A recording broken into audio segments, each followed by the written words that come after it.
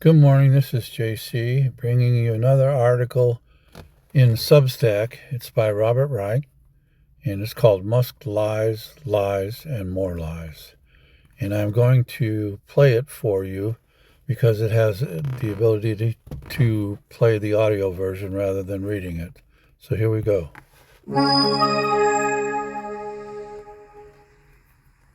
Musk's lies, lies, and more lies.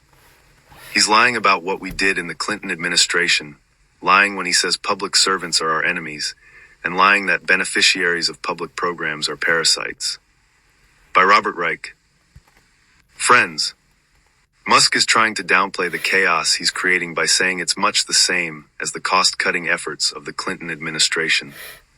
What Doge is doing is similar to Clinton/Gore Dem policies of the 1990s. He posted on his X platform. Rubbish.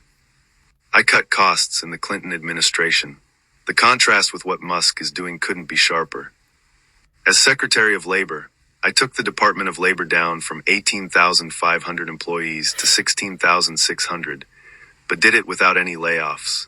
No chainsaws, no meat axes. And we were careful to improve the services we were providing the public.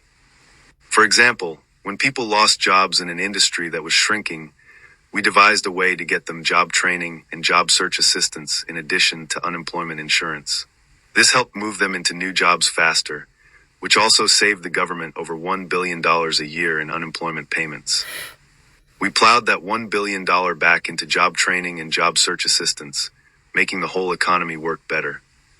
In Musk's attack on the federal workforce, thousands of federal workers have been fired without warning, or they've been offered fake deferred resignation buyouts that were never authorized by Congress and may not be legal. Entire agencies have been gutted without legislative authorization, forcing judges to intervene.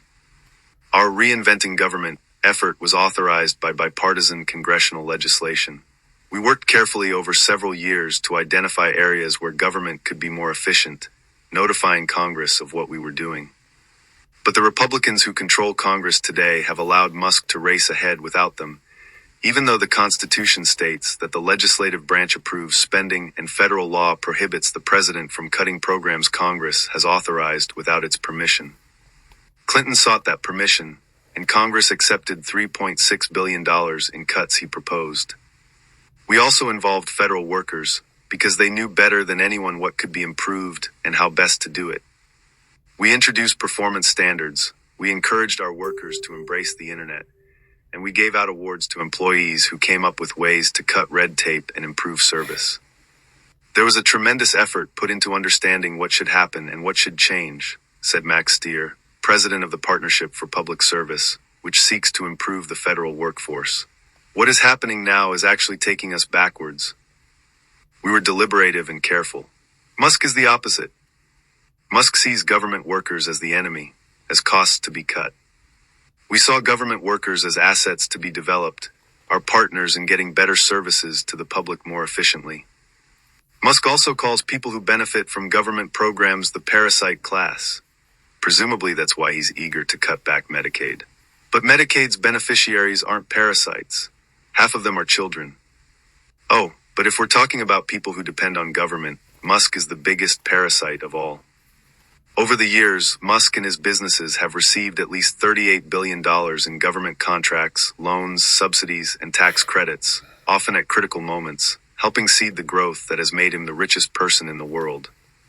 That he views public servants as his enemy, and the people who benefit from public programs as parasites, tells you all you need to know about Elon Musk. When you hear Musk say his effort is similar to what I and others did in the 1990s, know he's lying. When you see him call people who benefit from public programs parasites, know he's a hypocrite.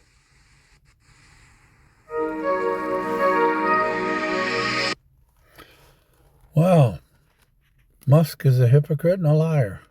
Isn't that interesting? He's also a Nazi. He's also a traitor.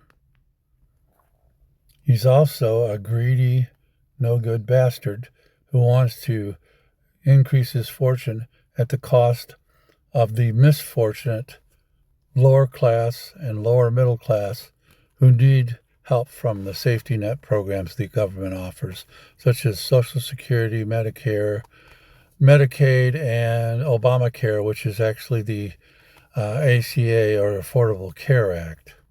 So Musk, you low life, you're trying to steal from the pockets of the poor. Shame, shame, shame. All I can say is, off with their heads. This is JC, St. Louis's oldest living hippie, saying, "Pox some more, Jack, and keep on trucking."